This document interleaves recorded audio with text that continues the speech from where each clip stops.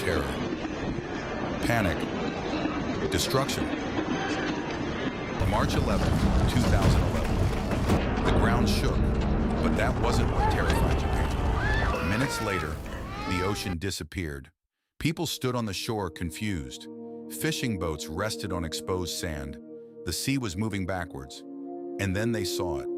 A wall of water, not a wave, a moving mountain.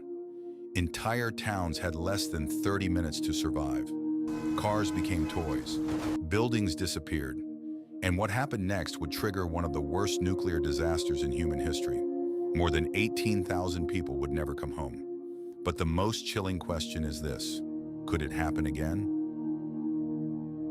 At 2:46 p.m. local time, the Pacific Ocean floor suddenly ruptured, not by a few meters, by tens of meters. An area larger than many countries shifted in seconds. The earthquake measured magnitude 9.1, one of the strongest ever recorded on Earth. The energy released was almost impossible to imagine. Scientists later estimated it was equivalent to hundreds of millions of tons of TNT. The shaking lasted nearly 6 minutes. Imagine standing in your house and the ground refusing to stop moving. Office towers in Tokyo swayed like trees. Roads cracked, bridges twisted, trains stopped automatically, people ran into the streets. But the earthquake itself wasn't the real killer. The earthquake had awakened something much worse. The earthquake lasted nearly 6 minutes. Then, the ocean disappeared. Along parts of Japan's coast, people watched the sea pull back hundreds of meters. Boats rested on exposed seabeds. Harbors became empty, and many thought the danger was over. That mistake would cost thousands of lives. Out in the Pacific, an unimaginable wall of water was racing toward Japan. Not a normal wave, not even a storm surge, a moving mountain. When it reached the coast, some waves exceeded 40 meters. That's taller than a 13-story building. Cars became toys. Houses became debris. Entire neighborhoods vanished within minutes. The water traveled up to 10 kilometers inland. It crossed roads, railways, airports, and swallowed everything in its path. Yet the most terrifying part was still coming, because one of the places the tsunami was heading toward was Fukushima. And what happened next would trigger the worst nuclear disaster since Chernobyl. The tsunami was already destroying towns, but 140 miles away, another nightmare was about to begin. A nightmare nobody expected, because deep inside the Fukushima Daiichi nuclear power plant, the clock was ticking, and nobody knew it yet. When the earthquake struck, the reactors did exactly what they were designed to do. They shut down automatically. Engineers were relieved. The safety systems worked. The danger was over, or so they thought. Because even after a reactor shuts down, it remains incredibly hot. The nuclear fuel continues producing heat, and if cooling stops, temperatures begin to rise. Fast, very fast. Fukushima had emergency diesel generators. If power failed, the generators would keep the cooling systems running, and for a few minutes, everything was still under control. Then the tsunami arrived. Not a 10-foot wave, not a 20-foot wave. The seawall protecting Fukushima was built for waves around 19 feet high. The tsunami that hit was over 45 feet. More than enough. The wall disappeared beneath the water, and the ocean flooded everything. The generators stopped. The backup systems failed. The cooling pumps went silent. And inside the reactors, the temperature kept climbing, hour after hour. Imagine parking a car, turning off the engine, and then discovering the engine keeps getting hotter every minute. Now imagine that engine contains radioactive fuel, fuel hotter than lava, fuel nobody can touch, fuel nobody can stop. Then came the explosions. Hydrogen built up inside the reactor buildings. Pressure increased. Workers watched in horror. And suddenly, boom! The roof exploded into the sky. The world was watching live. And people everywhere asked the same question. Was this becoming another Chernobyl? For days, nobody knew how bad it would become. And the fear wasn't only for Japan anymore. Because radioactive particles don't stay in one place.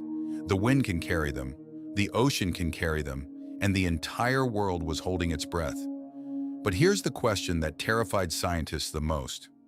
What would have happened if Fukushima had completely melted down? Because some experts believe the outcome could have been far worse than anyone realized. And that's where the story becomes truly frightening. While millions of people were fleeing the disaster zone, a small group of men did the exact opposite. They stayed, not because they were forced, because if they left, nobody knew what would happen next. Today, the world remembers them as the Fukushima 50. Inside the plant, radiation levels were rising. Explosions had already occurred. Power was gone. Cooling systems were failing. And every minute increased the risk of a complete meltdown. The workers knew it. Their families knew it. The entire country knew it. Yet they remained. Imagine being told, if this goes wrong, you may never come home. Would you stay? Most people wouldn't. These men did. They worked in darkness. They worked in flooded rooms.